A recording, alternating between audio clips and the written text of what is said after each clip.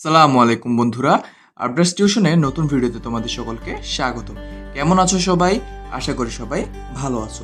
এই ভিডিওতে আমরা বস্তুর বলের উপর গতির প্রভাব তথা নিউটনের দ্বিতীয় সূত্রের আলোকে কিভাবে আসলে বস্তুর বলের উপর গতি প্রভাব ফেলে তা নিয়ে আলোচনা করব। আচ্ছা, আলোচনার শুরুতে আমরা আগে নিউটনের দ্বিতীয় সূত্রটা পড়ে নিই। দেখো, ফ্রেমে আসলে পুরো খাতাটা আসছে না, তাই একটু এদিক সেদিক করে তোমাদেরকে পড়াতে হচ্ছে। দেখো, নিউটনের দ্বিতীয় সূত্র, দেখো কি বলা হচ্ছে, বস্তুর ভরবেগের পরিবর্তনের হার তার উপর প্রযুক্ত বলের সমানুপাতিক। বল যেদিকে ক্রিয়া করে বস্তুর ভরবেগের পরিবর্তন সেদিকে হয়। আচ্ছা, আমি আবার বলতেছি, দেখো, বস্তুর ভরবেগের পরিবর্তনের হার তার উপর প্রযুক্ত বলের সমানুপাতিক। বল যেদিকে ক্রিয়া করে বস্তুর ভরবেগও সেদিকে হয়। আচ্ছা, এটার মানে কি আসলে? দেখো, ধরো এটা একটা বস্তু, এম ভরের একটা বস্তু, ঠিক আছে? তার আদিবেগ হচ্ছে ইউ, অর্থাৎ বস্তুটার ভর এম আর বস্তুটার আদিবেগ ইউ। ওকে, আমি একটা বল দিলাম। কি বল দিলাম? এফ পরিমাণ বল দিলাম। এফ পরিমাণ বল দিলাম মানে ও একটা বল প্রাপ্ত হলো। দেখো, এই জায়গায় এটা ছিল এ পয়েন্ট, এটা হচ্ছে বি পয়েন্ট। সে বলটা পেয়ে বি পয়েন্টে চলে আসলো। বি পয়েন্টে তার ভর হচ্ছে এম আর তার বেগটা হয়ে গেল ভি, ঠিক আছে? দেখো কি হচ্ছে, আবার বলতেছি আমি। এটা ছিল একটা বস্তু যেটা এ পয়েন্টে ছিল, এ পয়েন্টে তার ভর ছিল এম আর তার বেগ ছিল ইউ। যখন আমরা তাকে এফ পরিমাণ বল দিলাম, সেটা এ পয়েন্ট থেকে বি পয়েন্টে চলে আসছে, যেখানে তার ভর একই রইল, যেটা হচ্ছে এম, কিন্তু তার বেগটা চেঞ্জ হয়ে গেল ভি। আচ্ছা, এখন নিউটন বলতেছে কি, বস্তুর ভরবেগের পরিবর্তনের হার, তা দেখো, বস্তুর ভরবেগের পরিবর্তনের হার তার উপর প্রযুক্ত বলের সমানুপাতিক। আচ্ছা, এখন দেখো এই ক্ষেত্রে ভরবেগের পরিবর্তনটা আসলে কি? ভরবেগের পরিবর্তন, দেখো, ভরবেগের পরিবর্তন, ভরবেগের পরিবর্তনটা আসলে কিভাবে হিসাব হয়? শেষ ভরবেগ বিয়োগ আদি ভরবেগ। দেখো, শেষ ভরবেগটা কি? শেষ ভরবেগটা হচ্ছে বস্তুর ভর ইন্টু বস্তুর বেগ। দেখো, বস্তুর ভরটা এখানে হচ্ছে এম আর বস্তুর বেগটা হচ্ছে ভি। এই হলো শেষ ভরবেগ বিয়োগ আদি ভরবেগ। এখানে আদি ভরবেগটা কত? আদি ভর হচ্ছে এম, আদি বেগ ইউ। আদি ভর শেষ ভর না, ভর তো এমই, শুধু এখানে বেগের পরিবর্তনটা হচ্ছে, একটা হচ্ছে ভি আর একটা হচ্ছে ইউ, ঠিক আছে? এই গেল প্রথম একটা, আমরা এটা একটা ইকুয়েশন ডেভেলপ করলাম। ধরো 1 নং ইকুয়েশন। কিসের ইকুয়েশন এটা? ভরবেগের পরিবর্তনের ইকুয়েশন। এখন দেখো তো এখানে আসলে কি বলছে। দেখো, বস্তুর ভরবেগের পরিবর্তনের হার। আচ্ছা, যখন একটু আমরা হার কথাটা লাগাই দিলাম, ভরবেগের পরিবর্তনের হার, হার মানেটা কি আসলে? হার মানে নিচে একটা টি, অর্থাৎ সময়ের সাথেই তো বস্তুর ভরবেগের পরিবর্তন হয়, ঠিক না? বস্তুর ভরবেগের পরিবর্তনের হার তার উপর প্রযুক্ত বলের সমানুপাতিক। এই যে ভরবেগের পরিবর্তনের হার, এটা কিসের কখন কেন পরিবর্তন হবে?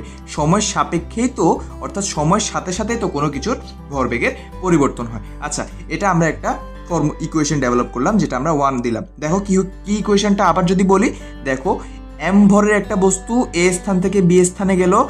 এম ভরের বস্তুটার এ স্থানে বা এ টার্মিনালে আদিবেগ ছিল ইউ আর বি অবস্থানে শেষ বেগ হচ্ছে ভি।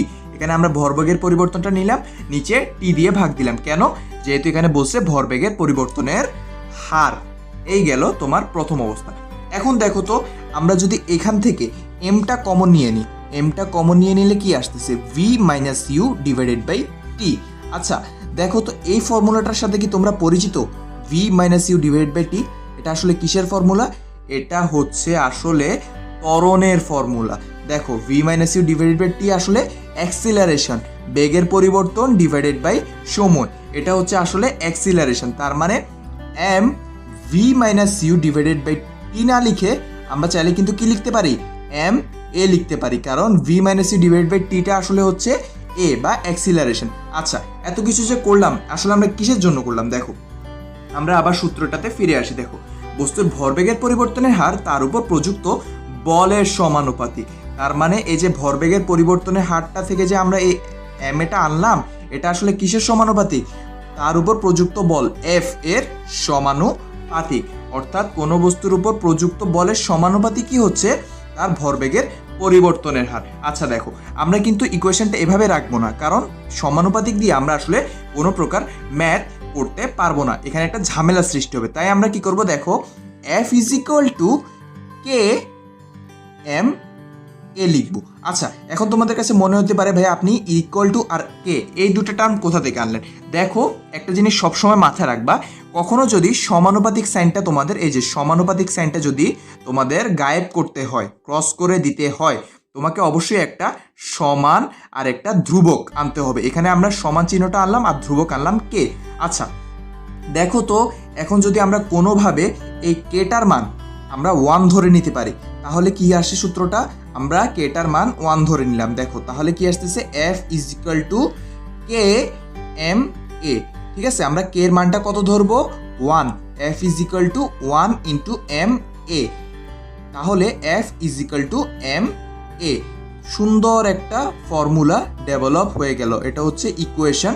এই ইকুয়েশনটা তাহলে আমরা কোথা থেকে পেলাম, এই ইকুয়েশনটা আমরা পেলাম নিউটনের দ্বিতীয় সূত্র থেকে। দ্বিতীয় সূত্রে আসলে কি বলা হচ্ছে, বস্তুর ভরবেগের পরিবর্তনের হার তার উপর প্রযুক্ত বলের সমানুপাতিক। বল যেদিকে ক্রিয়া করে বস্তুর ভরবেগের পরিবর্তন সেদিকে হয়। এই সূত্র থেকে আমরা খুব সুন্দরভাবে দেখো একদম ঘুরে পেঁচায় একটা সুন্দর ফর্মুলা ডেভেলপ করে ফেললাম। এই ফর্মুলা দিয়ে তুমি না হলেও তোমার জীবনে কয়েক লক্ষ কয়েক কোটি ম্যাথ পাবা, যেটা direct F is equal to M A এই ফর্মুলায় বসে যায়। তাহলে এই ফর্মুলাটাকে যদি আমরা বাংলায় বলি তাহলে কি, এফ হচ্ছে কি, এফ হচ্ছে বল, এম হচ্ছে কোনো বস্তুর ভর, আর এ হচ্ছে কোনো বস্তুর ত্বরণ।